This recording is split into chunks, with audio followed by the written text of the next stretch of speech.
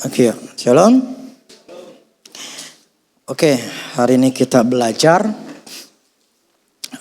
sebuah kebenaran firman Tuhan karena ini saya bacanya berurutan. Jadi gini, saya berkhotbah karena memang apa yang saya khotbahkan ini sebuah renungan dalam ketika saya membaca firman Tuhan, karena saya baca berurutan. Sekarang kita masuk ke dalam Yohanes 10. Jadi firman Tuhan pada hari ini adalah sebetulnya cara mendengar suara Tuhan. Nah, ini yang dulu saya pernah khotbahkan, cuma pada hari ini saya ingin ingatkan lagi sama kita bahwa bagaimana cara mendengar suara Tuhan itu sebetulnya banyak orang Kristen, bahkan mayoritas orang Kristen itu tidak tahu dan tidak bisa. Padahal itu sesuatu yang keharusan. Yohanes 10 ayat 1 sampai 5. Yohanes 10 ayat 1 sampai 5. Aku berkata kepadamu, sesungguhnya siapa yang masuk ke dalam kandang domba dengan tidak melalui pintu, tetapi dengan memanjat tembok, dia adalah seorang pencuri dan seorang perampok. Tetapi siapa yang masuk melalui pintu, ia adalah gembala domba. Untuk dia, penjaga membuka pintu dan domba-domba mendengarkan suaranya. Dan ia memanggil domba-dombanya masing-masing menurut namanya dan menuntunnya keluar. Jika semua dombanya telah dibawanya keluar, ia berjalan di depan mereka. Dan domba-domba itu mengikuti dia karena mereka mengenal suaranya. Tetapi seorang asing tidak mereka ikuti. Malah mereka lari daripadanya. Karena suara orang asing itu tidak mereka kenal. Di ayat 9 ya dan 10. Akulah pintu. Barang siapa masuk melalui aku, ia akan selamat. Ia akan masuk dan keluar dan menemukan padang rumput. Pencuri datang hanya untuk mencuri, membunuh dan membinasakan. Aku datang supaya mereka mempunyai hidup dan mempunyainya dalam segala kelimpahan. Akulah gembala yang baik, dan aku mengenal domba-dombaku, dan domba-dombaku mengenal aku. Oke, sampai sini dulu. Di sini firman Tuhan dengan jelas mengatakan bahwa Tuhan adalah gembala kita. Amin. Jadi kita adalah domba-dombanya. Kita semua domba-dombanya kan ya? Karena kita orang Kristen ya, percaya sama Tuhan, maka boleh katakan itu disebut sebagai domba. Nah, firman di sini katakan bahwa Yesus adalah gembala. Nah, dikatakan dia itu membawa keluar atau berjalan di depan mereka, kemudian domba-domba itu ngikutin gembalanya. Nah, artinya sebetulnya di dalam kehidupan kekristenan kita, Yesus itu harus menjadi gembala di dalam setiap aspek kehidupan kita. Nah, Yesus itu ada di depan kita, kita mengikutinya. Itu sebuah kebenaran yang seharusnya itu kita harus alami. Artinya Tuhan itu ada di depan kita, kita cuma mengikutinya. Nah, di sini firman Tuhan katakan dia akan menemukan masuk dan keluar dan menemukan padang rumput. Jadi artinya Tuhan membawa kita, ya, Tuhan membawa kita ke padang rumput. Betul, amin. Nah, makanya di Mazmur 23 itu kan dijelaskan Tuhan adalah gembalaku. Dikatakan takkan kekurangan aku. Ia membaringkan aku di padang yang berumput hijau. Ya kan, membimbing aku di air tenang. Ia nyegarkan, ia nuntun aku di jalan yang benar, bukan yang salah. Sekalipun aku berjalan dalam lembah kekelaman, aku tidak takut bahaya. Sebab engkau besertaku. Nah, oke. Jadi firman Tuhan ini jelas mengatakan Tuhan adalah gembalanya kita. Dia akan nuntun kita, dia katakan tidak akan kekurangan. Bahkan Tuhan katakan aku datang untuk memberikan hidup dan hidupnya itu berkelimpahan. Betul? Amin. Faktanya sekarang apa?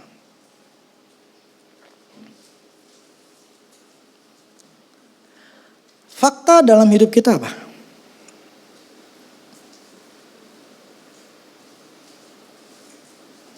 Kekurangan kah?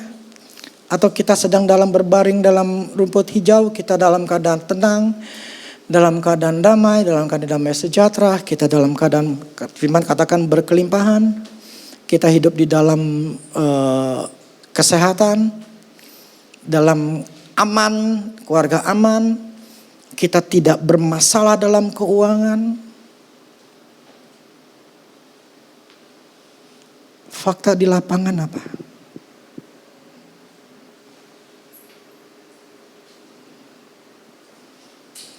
Fakta yang terjadi di kita orang-orang Kristen itu seperti apa?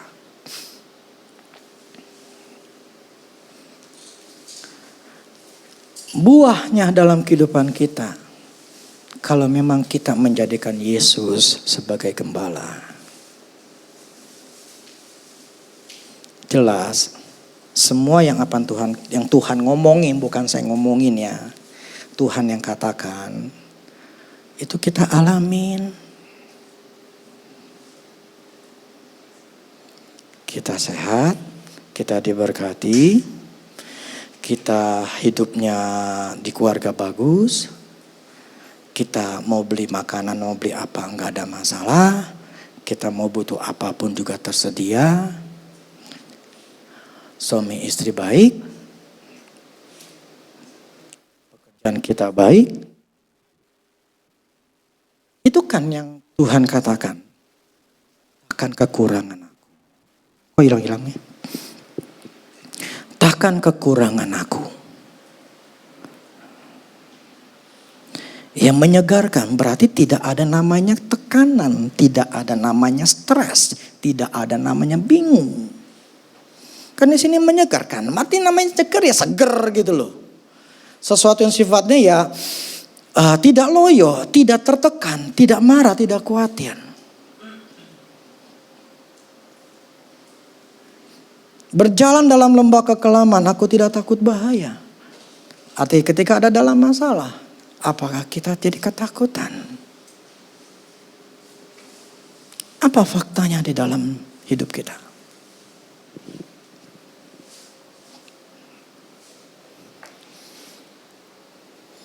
Dan saya ngomong kepada diri saya sendiri. Ingat, ini firman bukan buat menghakimi, enggak. Saya ingin bicara fakta. Ini pun tadi pagi pun ngomong ke saya. Kalau memang kau dituntun oleh Tuhan, kenapa engkau loss? Kenapa engkau rugi?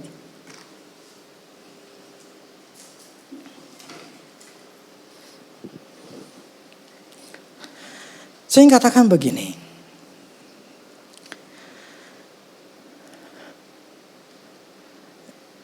Yesus sebagai gembala itu seringkali hanya sebagai slogan saja. Tapi bukan lifestyle. Bukan menjadikan Yesus itu adalah sebuah gaya hidup. Ingat, segala sesuatu akan terlihat dari buah kehidupan kita.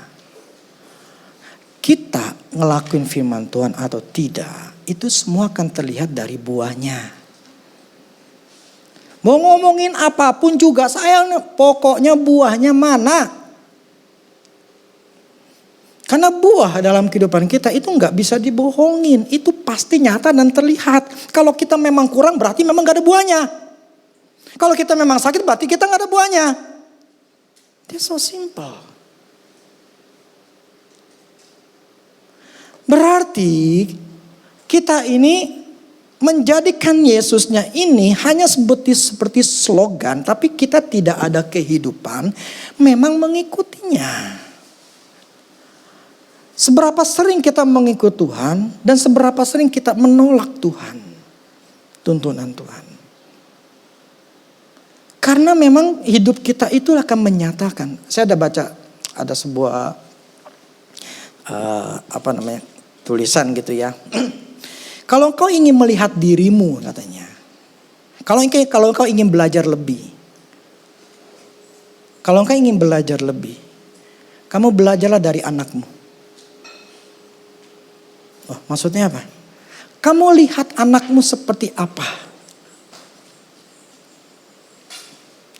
Kamu lihat sifat karakter anakmu, itulah itu anak adalah dirimu sendiri. Karena anak itu hanya mencontoh dari orang tuanya. Bagaimana anak? Demikian itu gara akibat dari orang tua. Anakmu gak bisa diomongin.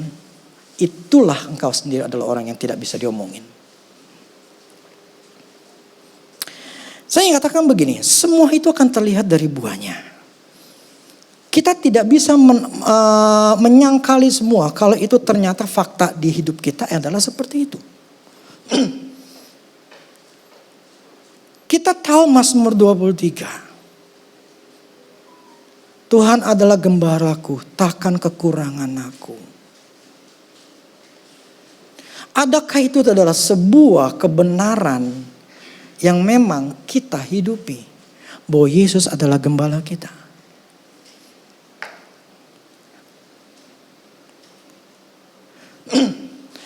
Ini yang harus kita sadari bahwa kalau Tuhan itu adalah gembala kita, pasti kita tidak akan kekurangan. Pasti hidup kita pasti namanya segar. Hidup kita akan dibandingkan di rumput yang hijau, ada air, jadi segala sesuatunya tercukupi. Segala sesuatunya adalah bahagia. Karena Tuhan katakan aku datang, ya kan? Aku datang supaya mereka mempunyai hidup. Tadi kan iblis itu adalah pencuri gitu loh. Dan mempunyai dalam segala kelimpahan. Jadi Tuhan datang gitu. Aku datang tuh memberikan hidup. Jadi ada kehidupan di dalam hidupmu. Bukan ada kematian, kesusahan, kemelaratan, kemiskinan. Tetapi apa? Kelimpahan. Itu adalah tujuannya Tuhan. Maka dia mengatakan akulah gembala. Artinya apa? Kalau kita ngikutin dia, kita pasti akan mengalami apa yang Tuhan janjikan. Bahwa kita akan mengalami kehidupan, bukan kematian, bukan kesengsaraan, tetapi juga kita akan mengalami yang namanya kelimpahan. Artinya kalau kita nggak ngalami, berarti Yesusnya itu bukan gembala kita. Loh, logis dong. Berarti kita ngikutin yang lain. Logis dong. Kalau ngikutin gembala yang benar pasti dibawa ke rumput, ke air buat minum. Tapi kalau kita ngikut yang lain, berarti kita dibawa ke sengsara, ke padang gurun. Jadi siapa gembala kita sebetulnya? Yang kita ikutin. Nah itulah hidup kita sekarang.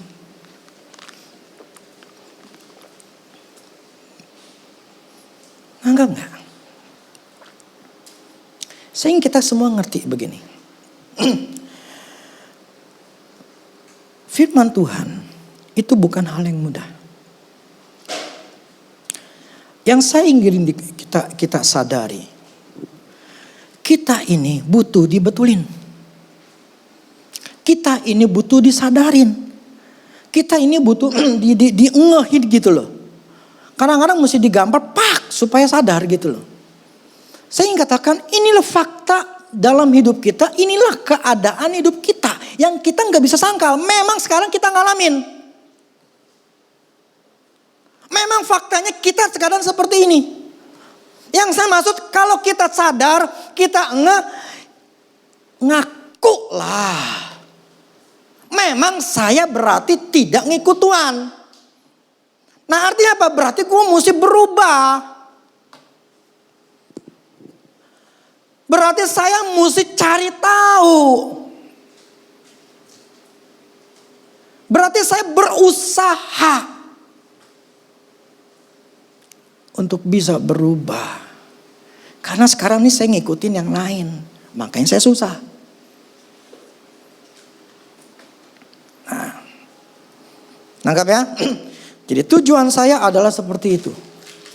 Ini pun bicara sama saya. Nah, domba-dombaku, Yohanes 27.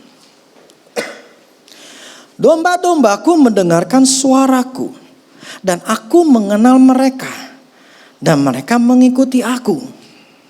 Nah, Tuhan itu kenal kita gak? Tuhan kenal kita gak? Kenal lah, kita kan dombanya. Problemnya kita kenal Tuhan gak? Kalau dia masih kenal kita kenal Tuhan gak?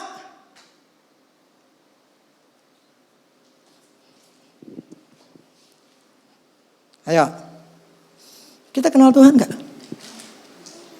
Nah?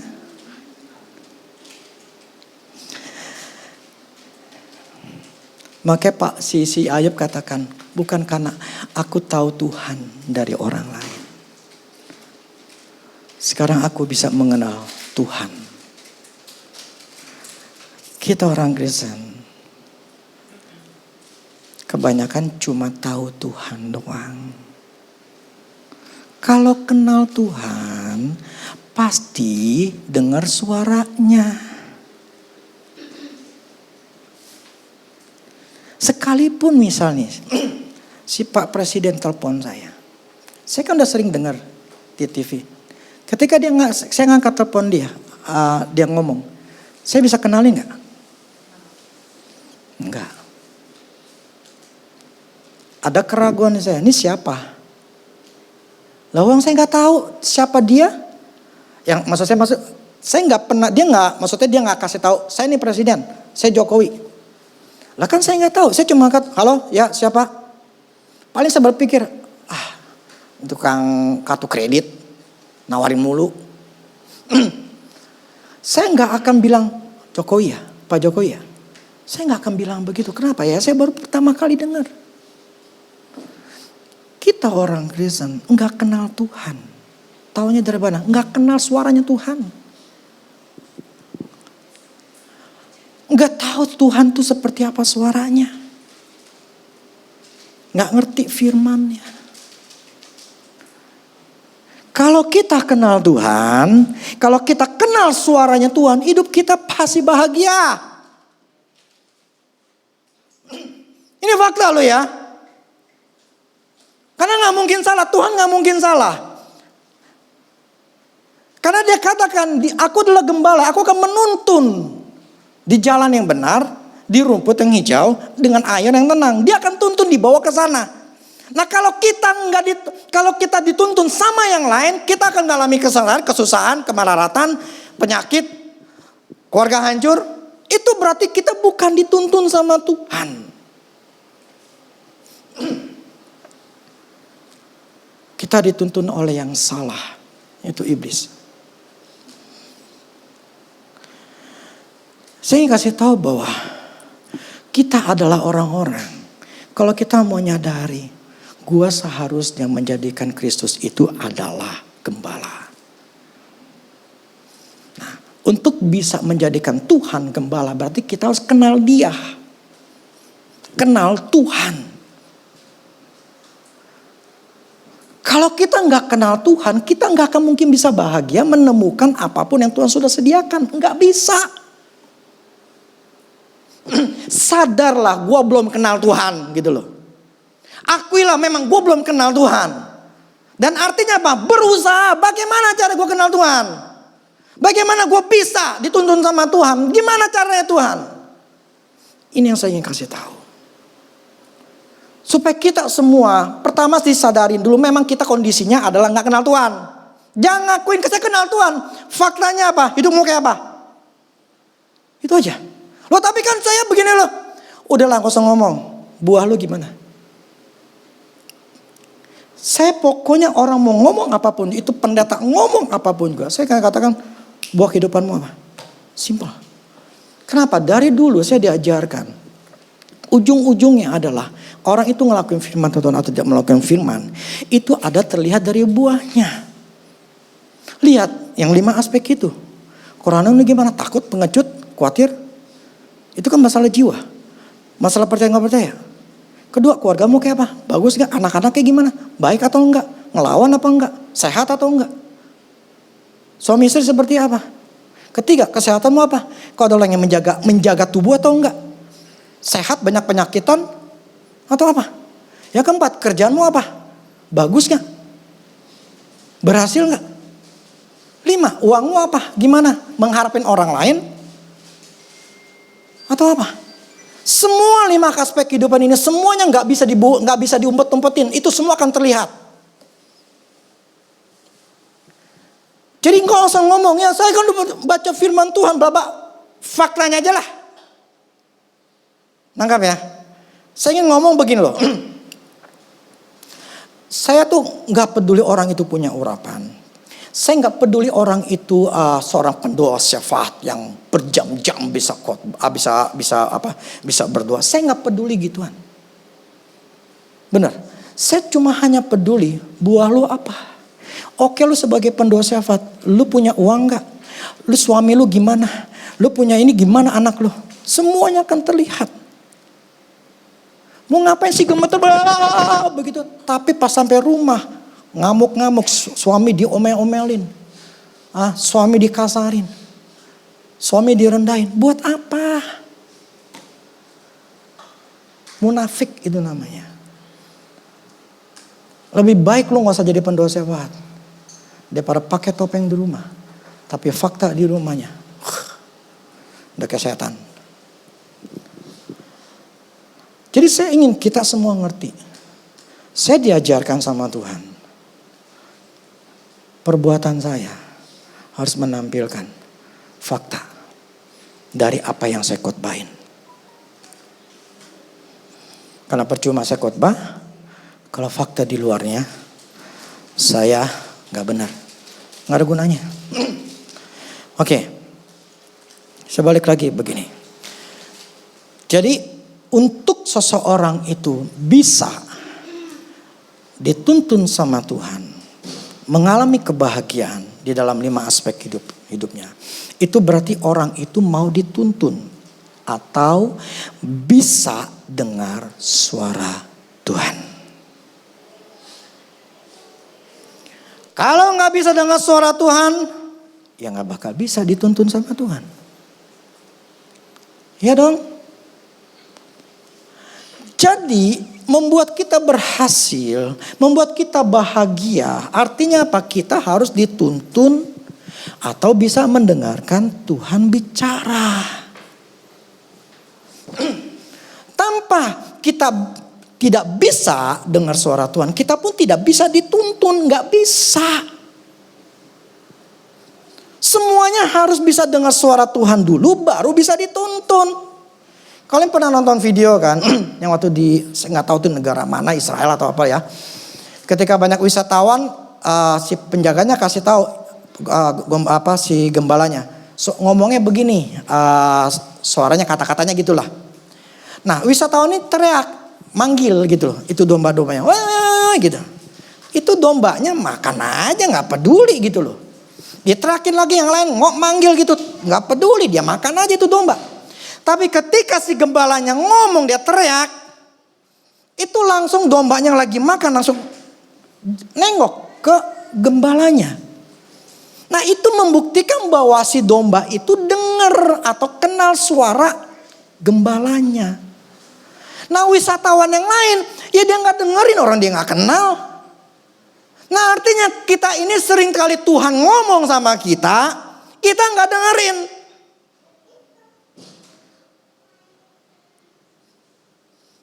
Karena gak dengerin, karena kita gak kenal Tuhan. Gak kenal Gembala Agung kita, gak kenal. Ketika diomongin, tetap aja cuek. Tetap aja gak berubah, tetap aja gak berasa ditegur. Tetap aja ya sama aja gitu loh. Karena memang tidak mengenal suara Yesus. Ya susah. Itulah makanya kenapa banyak orang Kristen itu nggak berubah. Itulah makanya kamu tuh nggak berubah. Karena nggak dengar atau nggak kenal suaranya. Itu Tuhan lagi ngomong. Pikiran cuman Korudi doang yang ngomong. Nah inilah masalah di orang Kristen. Mereka nggak kenal. Tidak mengenali suaranya Tuhan.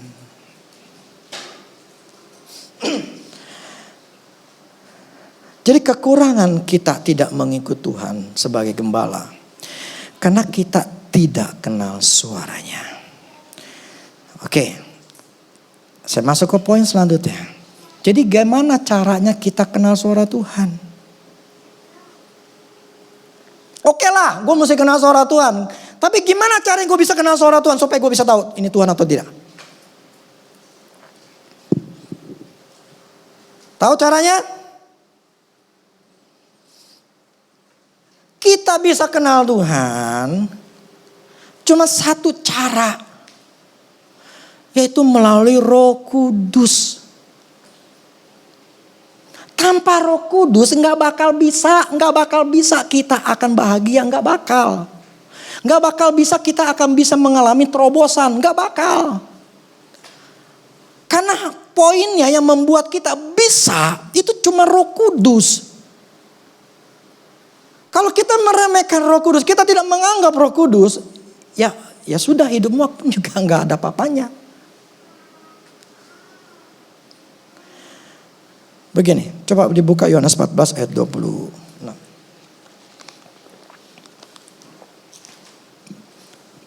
Yohanes 14 ayat 26.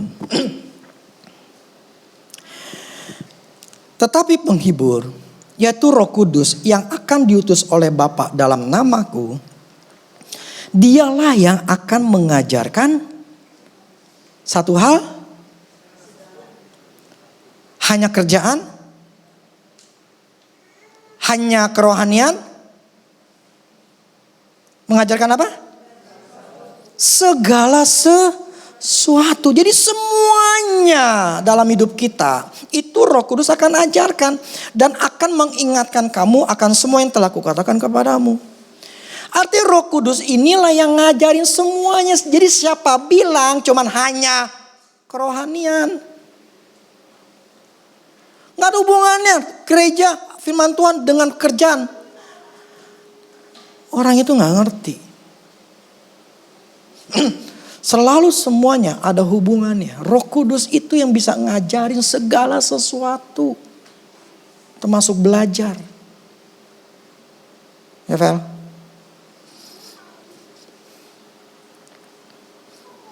Mengajarkan segala sesuatu. Itu Roh Kudus. Jadi membuat kita bisa kenal Tuhan dan membuat kita bisa berhasil bahagia adalah melalui Roh Kudus. Tidak ada cara lain. Nah, selanjutnya. Yohanes 7 ayat 38-39. Yohanes 7.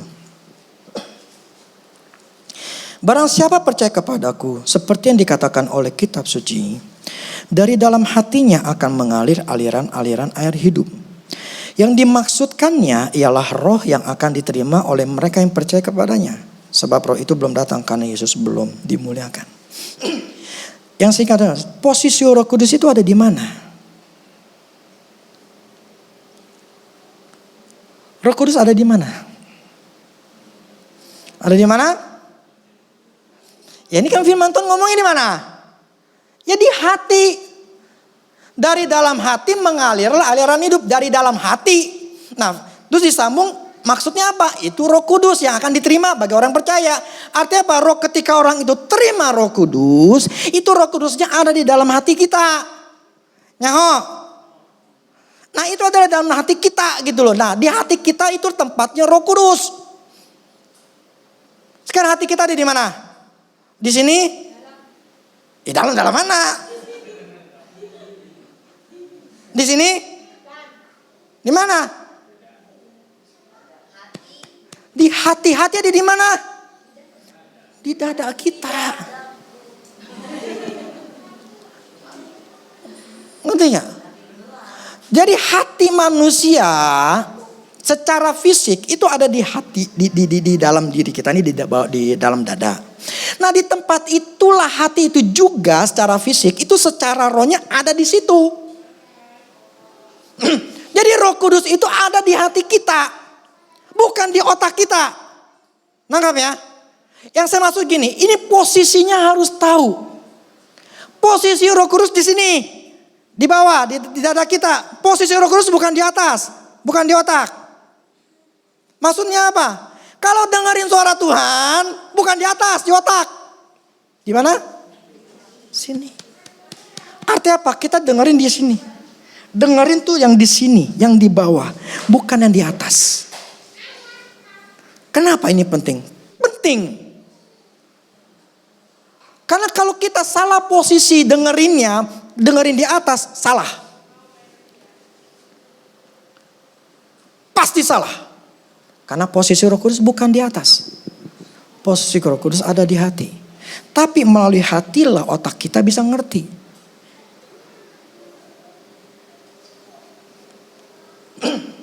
Sehingga kita semua ngerti bahwa kita harus tahu posisi Roh Kudus di mana. Karena kalau kita mau dengar suara Tuhan, suara Roh Kudus, itu harus tahu dulu dia ada di sono atau di sini. Maksudnya posisi di mana? Kalau kita tahu posisi sono ya kita ngomongin ke sana gitu loh. Kalau orangnya di sana ya kita ngomong ke sana gitu loh. Nangkap gak? Masa orangnya di sono kita ngomong begini? Dia orang gila gitu loh. Artinya apa? Kalau kita tahu posisi Roh Kudus di mana, itu menunjukkan kita kita fokusnya di situ. Nangkap gak? Artinya setelah kita tahu posisi Roh Kudus ada di mana, berarti kita mendengarkan di hati kita. Bukan mendengarkan di otak kita. Kan kita punya otak, maksudnya gini, kita tahu ini ada.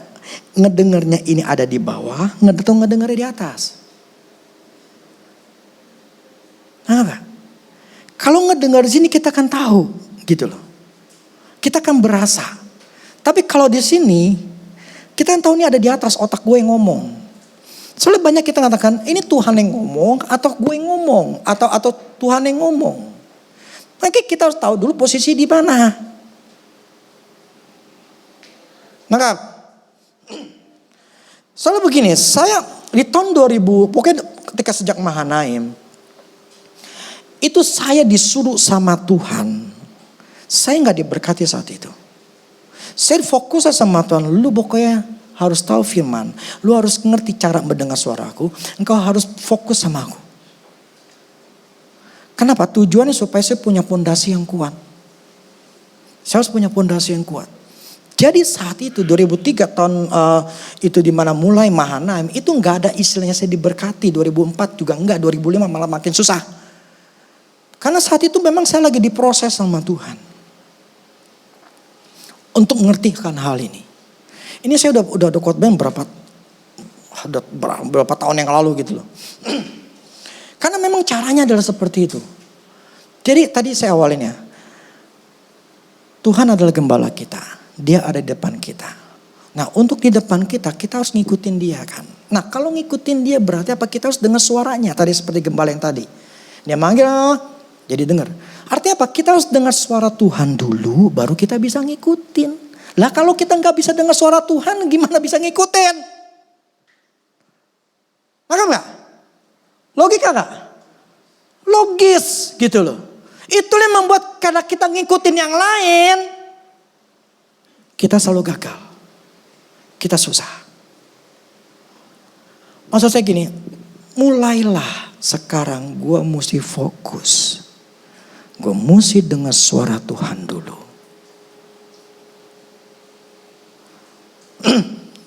Yang lama sudah memang kita ngebuang waktu.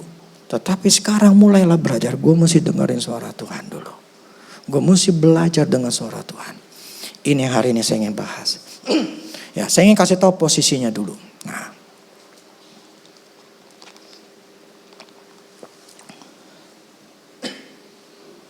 Terus caranya bagaimana supaya bisa mendengar suara Tuhan?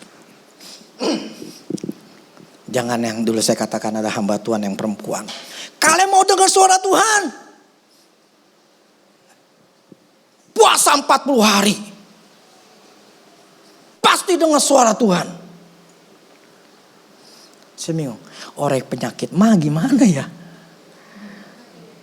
Mati kali ya. Hanya untuk dengar suara Tuhan, gue mesti puasa dulu 40 hari. Mati tengah jalan baru bisa dengar suara Tuhan kali ya. Apakah mendengarkan suara Tuhan itu begitu sangat susah sekali? Sampai harus berpuasa terlebih dahulu.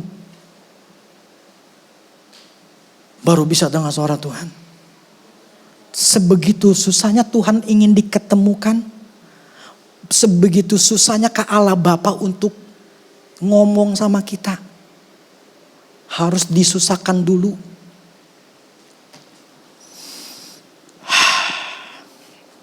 Makanya gini, jangan selalu ketika dengar apa video segala macam itu langsung mengiyakan. Ya, jangan selalu mengiyakan. Saringlah dulu gitu loh. Ini sesuai kebenaran atau enggak? Sesuai enggak? Ya kalau kita di Mahanaim apa yang diajarkan ini sesuai apa enggak dengan firman Tuhan? Jangan langsung telan begitu. Makanya saya dengan itu saya enggak sharing, saya enggak share. Karena saya tahu ini salah. Cara mendengar suara Tuhan tuh sangat mudah, cuman hanya dibutuhkan usaha. Usahanya bukan puasa, bukan. Caranya apa? Cuma satu doang untuk bisa dengar suara Tuhan. Gampang. Mau tahu? Cuma merenungkan firman Tuhan aja.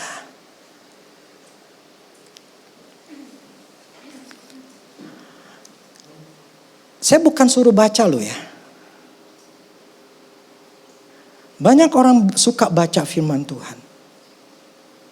Tapi hidupnya percuma. Gak ada gunanya. Gak berubah. Khawatir. Kasar sama suami, kasar sama istri, sama anak. Tapi baca Alkitab. Tapi hidupnya gak ada apa-apanya gitu loh. Jadi saya maksudkan ini bukan seberapa sering kita baca Alkitab, bukan. Saya tuh baca Alkitab, saya udah pernah baca satu baca Alkitab, udah pernah gitu full, udah pernah cuma sekali doang sih. Udah full, tapi apakah saya berubah? Kagak, kere mah tetap kere. Cara mendengar suara Tuhan cuma satu. Merenungkan firman Tuhan tuh sampai jadi remah. Nah itulah membutuhkan yang namanya waktu. Saya tanya sama Tuhan begini kemarin. Kenapa saya berani katakan Tuhan ngomong sama saya begini. Tuhan ngomong saya begini. Saya berani ngomong seperti itu karena memang saya yakin itu Tuhan ngomong. Gitu loh. Saya tahu itu Tuhan yang ngomong sama saya. Pertama. Kedua, itu gak ngelanggar firman Tuhan. Apa yang saya katakan, apa yang saya dengar itu sesuai dengan firman Tuhan. Tidak menabrak. Jadi kalau ada hamba Tuhan yang menabrak firman Tuhan, gak usah dengerin. Kan itu gak sesuai. Tuhan ngomong sama saya begini, saya tanya. Oke Tuhan, merenungkan firman Tuhan. Bukankah banyak orang baca Alkitab? Tuhan kata begini, bukan masalah baca Alkitab. Yang namanya merenungkan itu butuh waktu. Yang namanya ngerenungin itu sifatnya adalah sesuatu yang kita kaji, yang kita ngertiin. Lebih lagi ini maksudnya apa ya? Jadi ada sebuah dialog, ada sebuah pertanyaan yang dijawab, sebuah dialog. Itu namanya merenungkan. Tetapi kalau namanya baca. Oh, tetapi penghibur Roh Kudus yang akan dosa Bapa di alam. Oke, amin. Udah. Gak ada lebihnya. Gak ada lebihnya. Ya udah gitu doang. Tetapi ketika kita merenungkan, itu adalah waktu. Makanya gini. Ketika saya tanya lagi. Pertama, Roh Kudus katakan gini. Ada waktu enggak? Tuhan, misalnya orang itu bilang ada waktu enggak, itu maksudnya gimana? Karena gini. Kalau dia menganggap itu penting, dia akan sediakan waktu itu. Kalau dia tidak menganggap penting, dia tidak akan pernah nyediain waktu. Saya waktu dengar kayak gitu, ya betul. Bertentangan enggak? Enggak bertentangan firman Tuhan. Itu yang saya dengar. Jadi ketika saya bertanya, itu yang saya katakan, saya berdialog mengenai firman Tuhan ini. Jadi ketika saya berdialog, akhirnya apa? Saya dapatkan sebuah rema, sebuah pengertian. Nah ketika pengertian ini dapat, saya nangkep. Akhirnya saya ngerti, oh caranya begitu. Maksudnya begini, orang mau pengen dengar suara Tuhan, kalau dia anggap ini lebih penting. Karena ini mesti diusahakan. Apakah ketika, nih contoh gini, ada orang yang telepon saya. Apakah saya tahu ini namanya si Amin? Saya nggak tahu namanya Amin. Ketika dia ngomong Amin, nama saya Amin. Oh ya Amin, kenapa Amin? Ya Amin tukang rokok. Ya kau gini-gini ya? Oh ya udah. Terus seminggu kemudian dia telepon lagi. Saya langsung kenalin lagi ya? Enggak kenalin. Belum tentu. Karena ada seminggu itu suara dia pun saya akan samar-samar. Ini siapa ya? Apalagi 1 bulan, apalagi setengah tahun, setahun. Dia telepon lagi ya, saya nanya lagi. Ini siapa ya? Sama sekali gak akan pernah saya tahu ini orang siapa. Ada apa yang membuat saya bisa kenal karena saya sering berhubungan. Lah kalau kita gak pernah berhubungan sama Tuhan, ya jangan haraplah dengan suara Tuhan. Nah problemnya orang anggap itu penting atau gak penting, itulah yang membuat orang itu bisa dituntun Tuhan atau tidak.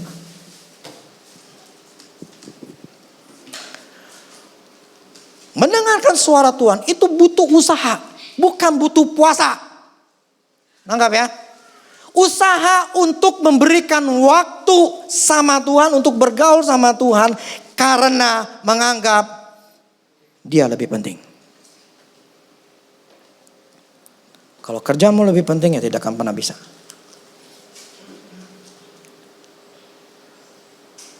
Jadi yang bisa kita peka atau bisa dengar suara Tuhan, itu tergantung kitanya punya waktu enggak sama Tuhan. Caranya apa? Cuma baca, merenungkan firman Tuhan. Bukan membaca biasa. Kita baca mau pagi, mau berjam-jam, kalau enggak ada remanya dan gini loh. Setelah kita dapat rema, itu harus dihubungkan dengan kehidupan sehari-hari. Firman Tuhan itu berhubungan erat dengan kehidupan kita. Firman akan negor kita. Makanya kalau orang baca Alkitab doang, hidupnya nggak berubah. Khawatir mau tetap khawatir, cerewet mau tetap cerewet, kasar mau tetap kasar. Nggak ada perubahan sama sekali karena memang cuma hanya baca. Tetapi yang namanya merenungkan, direnungkan dapat pengertian, dihubungkan dalam kehidupan sehari-hari. Saya selalu menghubungkan dengan kerjaan saya. Ketika saya dapat, ya tadi, kalau saya dipimpin roh, saya nggak mungkin loss. Saya kemarin trading, berhari-hari saya tidak ada yang loss. Untung terus. Tapi pas kemarin gara-gara saya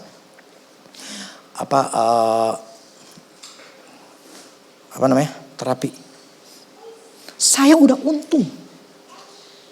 Udah ratusan dolar. Tapi Roh Kudus udah kasih tahu saya, lu mesti pasang SL. Stop loss. Saya emang masuk, cuman lihat ada yang kurang nih. Tapi saya nggak pasang. Loss saya.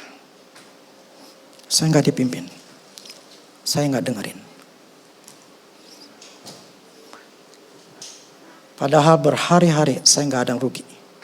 Karena saya dituntun. Tapi ketika saya nggak dengerin, loss.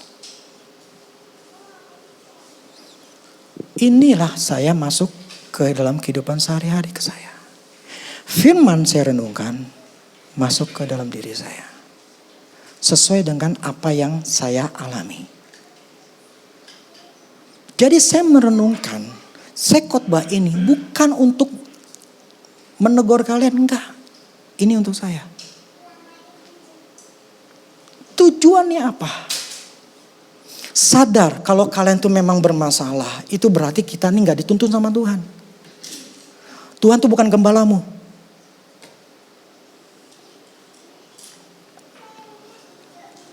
Nah, saya ngajarkan kalau kita pengen hidup kita berubah, jadikanlah Tuhan sebagai gembalamu. Artinya apa? Kita harus dengar suara Tuhan. Gimana cara dengar suara Tuhan? Melalui Roh Kudus. Melalui Roh Kudus gimana caranya? Baca firman Tuhan. Baca firman Tuhan tujuannya apa? Supaya kita bisa kenal. Oh nih, suara Roh Kudus kayak begini ya. Ini ada di hati nih. Suaranya ngomong kayak gini. Oke. Saya ketika tahu saya salah. Karena saya yang salah. Udah dituntun, saya yang nolak. Bukan nolak ya.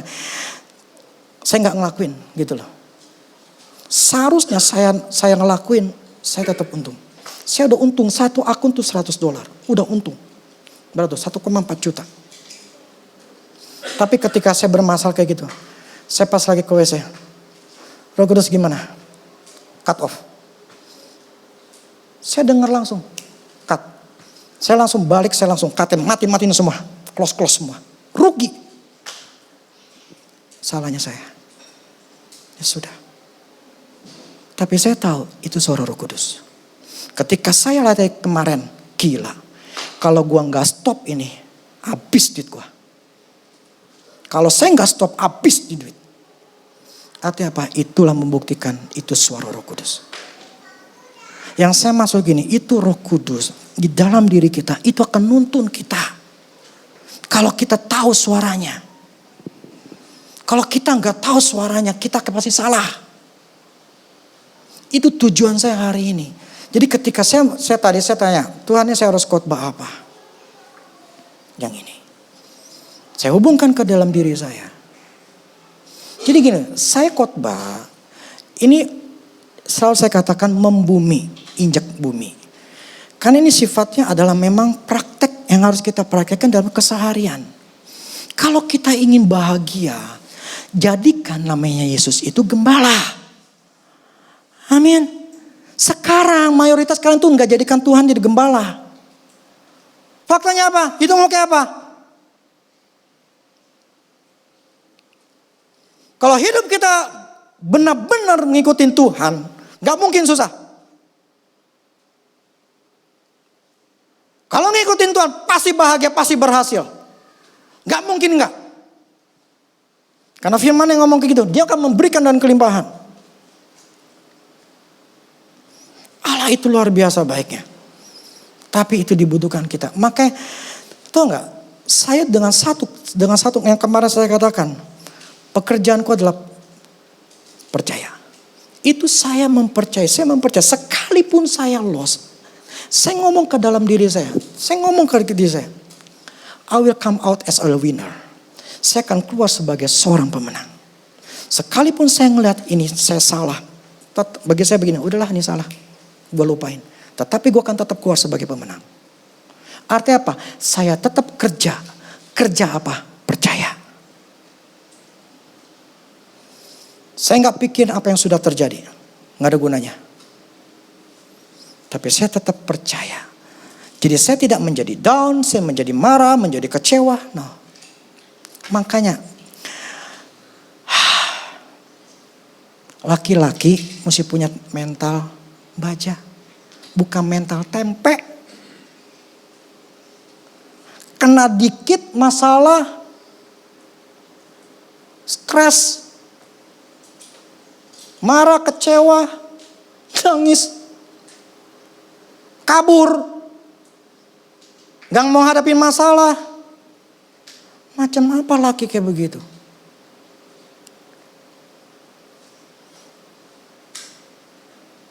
Be a man, maka firman katakan. Jadilah laki-laki. Fakta memang kita salah hadapi itu. Saya ingat sekali Tuhan ngomong sama saya. Saya berani ngomong, Tuhan yang ngomong. Jadi saya ada pertanyaan sama Tuhan dan Tuhan kasih tahu saya kenapanya. Ketika saya dulu bangkrut, Tuhan katakan apa? Itu adalah salahmu. Engkau yang harus bertanggung jawab. Aku hanya membantumu untuk melewati. Gak ada istilahnya Tuhan katakan langsung cepet gue bayarin nih 10 juta atau berapa. Kagak. Saya harus ngalamin kesulitan gara-gara kesalahan saya sendiri. Itu tanggung jawabnya saya. Jadi maksud saya begini. Firman jangan kayak orang tuh cuman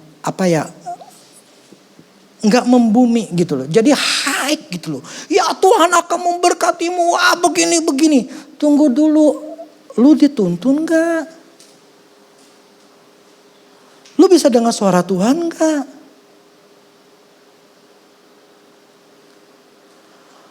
Jangan yang high.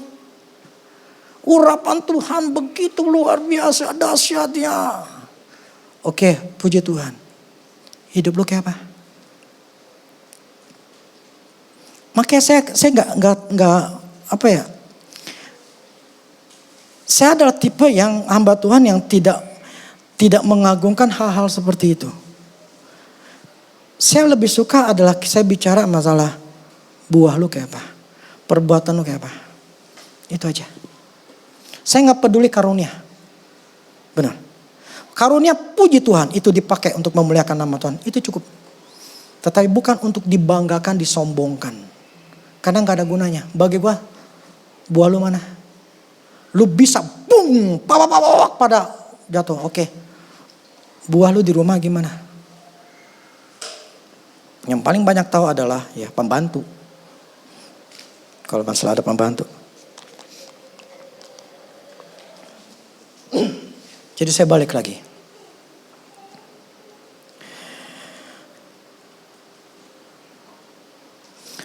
Apa maksudnya direnungkan? Artinya memberikan waktu untuk bertanya, mencari jawaban dan dihubungkan dengan kehidupan sehari-hari. Kemudian direnungkan lagi bagaimana caranya untuk bisa dipraktekkan. Nah, saat itulah kita mencirikan suara Tuhan tuh kayak apa, suara Roh Kudus tuh kayak apa. Mencirikan, tahu nggak mencirikan? Ciri suara si siapa? Oki saya tahu, si Edwin saya tahu, Anto saya tahu, yang lain semua saya tahu. Kenapa? Saya tahu cirinya. Oh Oki ini pas yang ngomong Oki. Oh ini si Edwin. Kayak kemarin kan waktu saya di terapi dia ada. Atau Edwin tuh, Ben, saya udah tahu suara dia. Saya udah kenalin, mencirikan. Jadi suara Roh Kudus saat kita baca firman Tuhan, cirikan. Oke gini ya, oke begini. Karena dulu saya lakukan kayak begitu. Oh begini ya suara Roh Kudus. Sehingga dulu gini, saya pernah suara Roh Kudus kayak apa? Suaranya Tuhan kayak apa? Suaranya Allah Bapa saya tahu. Enggak. Saya ngomong apa benar? Suara Allah Bapa itu lebih berat. Kebapaan. Ngomongnya itu berat. Lebih berat lah. Kalau suara Roh Kudus itu seperti saya, teman. Tapi kalau suaranya Tuhan itu lebih soft. Lebih soft lah. Kalau Roh Kudus itu lebih kayak teman. Dulu saya mencirikan saya seperti itu. Ketika waktu itu berapa lama gitu. Cuma saya kebanyakan sama Roh Kudus. Yang saya maksud itu ada cirinya masing-masing. Kalau mau belajar. Ya, saya balik lagi begini. Tuhan adalah gembala yang baik.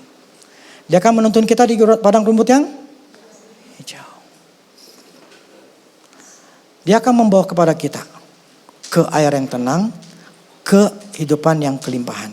Itu janjinya. Dan itu hanya bisa kalau kita bisa dengar suara Tuhan. Nah, dengar suara Tuhan adalah caranya hanya belajar firman Tuhan melalui Roh Kudus. Gak ada cara lain. Makanya jangan istilahnya minta-minta dipantau. Apalagi minta yang namanya tuh dulu gini loh, dalam pelayanan seringkali tuh orang tuh seperti, Pak, tolong dong tanyain Tuhan, titip doa lah, tanyain Tuhan ini gimana.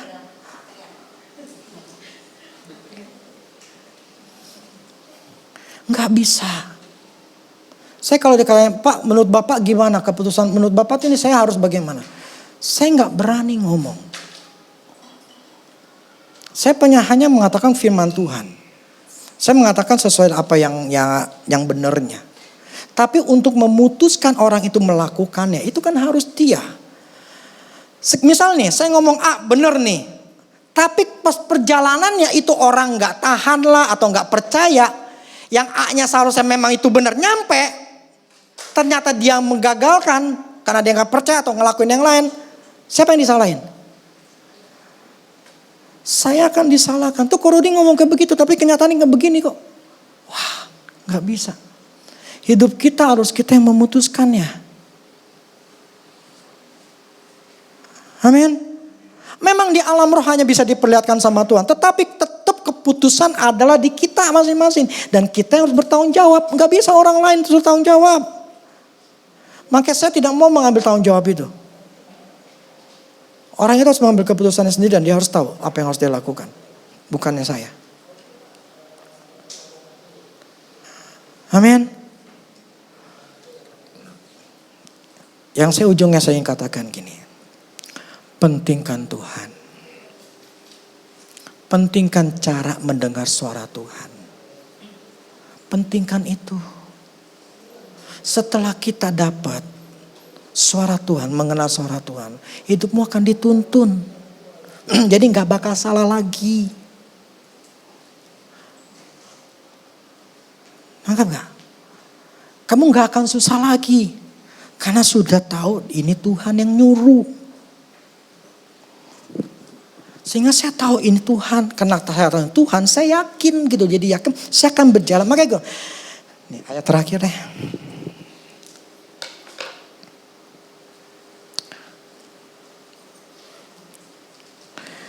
Yohanes 8 ayat 12.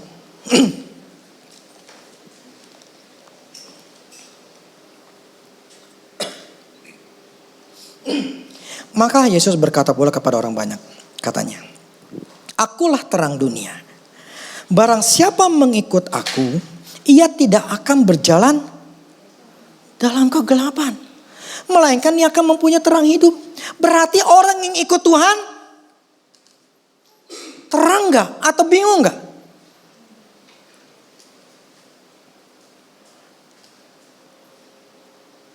Orang yang ikut Tuhan terang atau gelap? Bingung atau yakin?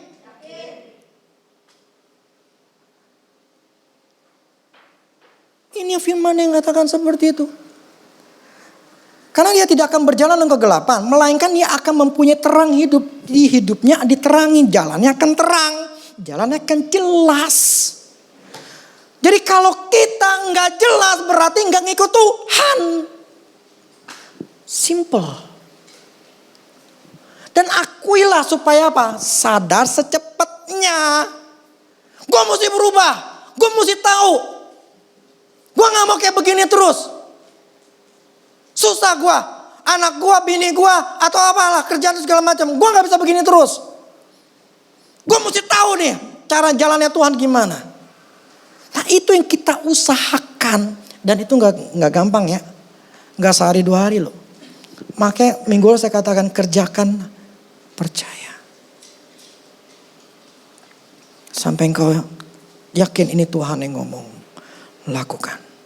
Dan ketika lakukan, bukan berarti itu mudah loh ya.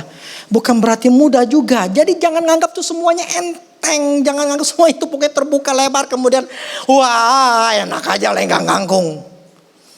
Enggak ya. Tetap ada namanya usaha. Tetap mesti ada kerja. Bahkan kadang-kadang ada mesti kerja keras. Sampai kita dapat jadi kerja pintar. Saya diawali kerja keras dulu ya. Untuk tradingnya. Tapi kemudian saya beralih menjadi untuk kerja pintar. Karena gak mungkin tanpa kerja keras dulu. Tanpa harus belajar. ATS itu semuanya harus kita lalui dulu. Tetapi worth it kalau kamu sudah tahu ini memang Tuhan. Kalau tahu udah Tuhan, udahlah pokoknya labrak. Kalaupun yang susah-susah, yang bingung-bingung, udahlah gak usah pikirin. Pokoknya gue percaya ini Tuhan. Jalan ini terus. Amin. Itulah mental namanya. Bukan mental tempe. Mental cuman hanya bisa nangis doang. Hanya mengeluh. Tuhan gimana Tuhan? Hai kaum pria, jadilah laki-laki.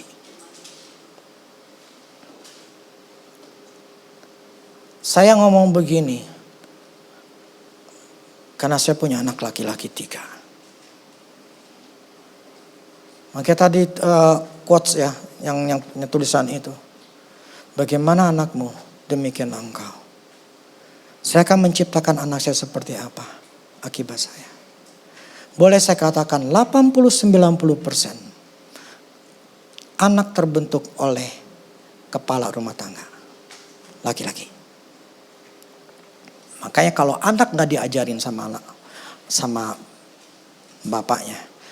Itu anak akan jadi susah. Peran wanita memang seperti istri ada. Tapi mayoritas tetap itu namanya laki-laki yang memegang peranan. Suka atau tidak suka. Itulah otoritas yang Tuhan sudah berikan kepada kaum laki-laki. Keluargamu berhasil atau tidak berhasil. Nanti tua itu enak atau enggak enak. Itu gara-gara sekarang. Makanya saya ambil keputusan. Gue gak mau susah di hari tua.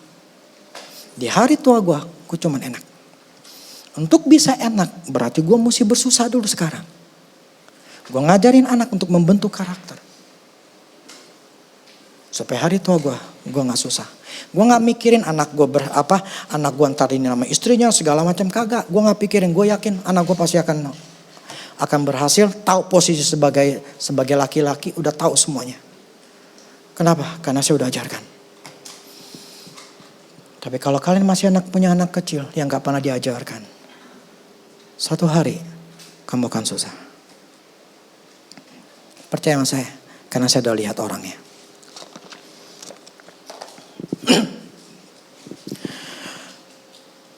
Oke. Itulah firman Tuhan hari ini. Terutama laki-laki, belajarlah, berusahalah, ambil waktulah, pentingkanlah mendengarkan suara Tuhan. Amin. Usahakan. Waktu apapun juga kamu usahakan. Pagi-pagi itu lebih baik. Cari waktu. Caranya adalah pertama pokoknya untuk bisa dengerin suara itu adalah pakai baca firman Tuhan untuk renungin. Renungin ada dialog tercipta untuk kita bisa jadikan oh ini suara Roh Kudus kayak gini. Supaya kamu dapetin. Nah kalau udah dapat itu gampang. Seterusnya kamu akan dapat. Nah ini satu cerita sebelum saya akhirin. Lama nanti aja deh. Mau, gak apa-apa. Saya ke khotbah sekarang saja 1 jam lebih loh. Tuh, dibilang bawel. Nah terus stop aja ya. Gini, ini makan waktu bisa 15 menit nih. Ada namanya Yohanes Surya. Kalian tahu tuh orang pintar di Indo. Jadi dia dulu pernah ngajar ternyata di sekolah saya dulu SMAK 1. Tapi katanya cuma setahun. Saya baca itunya, nonton videonya. Jadi ada di sebuah acara, Dia katakan gini, dia itu ternyata memperdulikan Irian Jaya. Cuman zaman Jokowi ini Irian dipedulikan, diperhatikan. Biasanya nggak, dari tahun lalu nggak pernah diperhatiin. Nah dia perhatiin ada, jadi dia membawa, dia orang pinter, itu namanya matematika atau fisika tuh dia ajar, dia datang ke orang Irian. Nah orang Irian, identik itu dengan kebodohan. Karena memang di sana itu ya karena nggak diperhatikan, jadi anak-anak sana tuh kurang gitu loh. Sampai ada satu di video itu katakan, itu dia ada satu anak perempuan itu 4 tahun gak naik kelas. Nah dia ngajar ke sana itu matematika. Nah kemudian dari kumpul tuh banyak itu gedungnya gede gitu. Dipanggil tuh anak-anak Papua, ada sekitar 4 atau 5 orang. Itu anak-anak masih SSD gitu loh, kecil-kecil gitu loh. Cewek cowok. Terus dikasih soal. Dari soal soal matematika deh ya, sama geometri atau apa gitu ya. Itu ada beberapa soal. Si Yohanes sore kata gini, 3 detik mereka akan bisa jawab. Nah waktu dia di video itu, ini yang paling gampang deh ya, yang kurang lebih setelah berapa ya, 5 tambah 5, bukan 5 tambah 5 gitu ya, berapa ribu tambah berapa ribu gitu ya, bla bla bla gitu. Berapa nilainya? 7.500 gitu. Oke, keluarin jawabannya. Betul. Terus akar apa gitu ya, bla bla. Berapa nilai? Berapa jawabannya? Segini. Hah. Saya aja, kita nih pakai kalkulator nih ya. Tek, itu bisa lebih 7 detik. Mereka cuma hanya sekitar 3 detik sampai 5 detik. Mereka bisa jawab. Saya bingung, kok bisa gitu loh. Kenapa bisa gitu loh.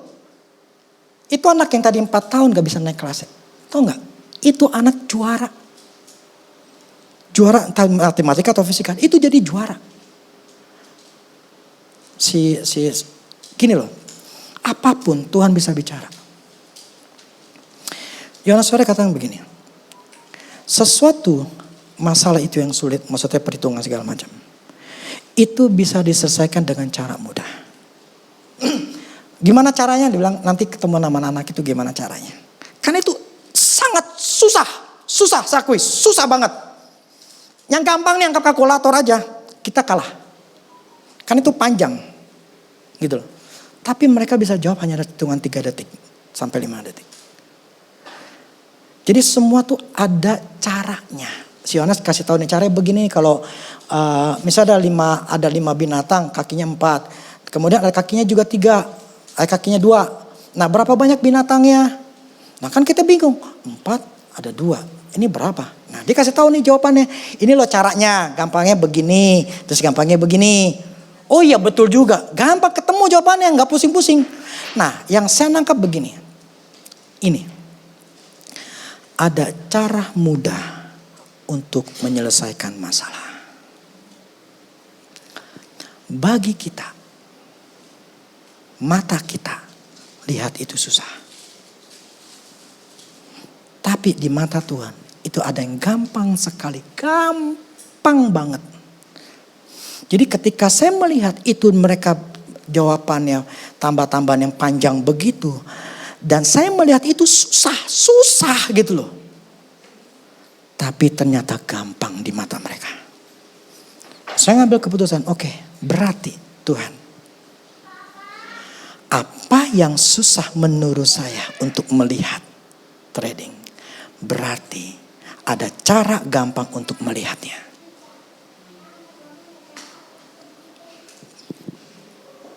Ini kalau kalian nangkep ya.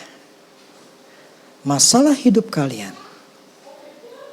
Kamu bisa mengatakan, Tuhan, Engkau punya cara gampang ngatasi masalah saya. Gampang. Gak perlu pusing-pusing. Saya percaya Engkau bisa memberitahukannya. Saya nggak tahu apakah kalian nangkep apa yang saya katakan.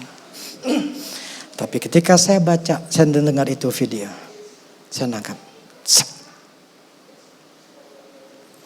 Yang susah ternyata ada yang sangat gampang. Itu anak masih kecil. bisa jawab yang susah banget itu dengan cara gampang. Berarti ada cara gampang buat ngatasi masalah kita. Tinggal cari tahu. Dah cukup musik.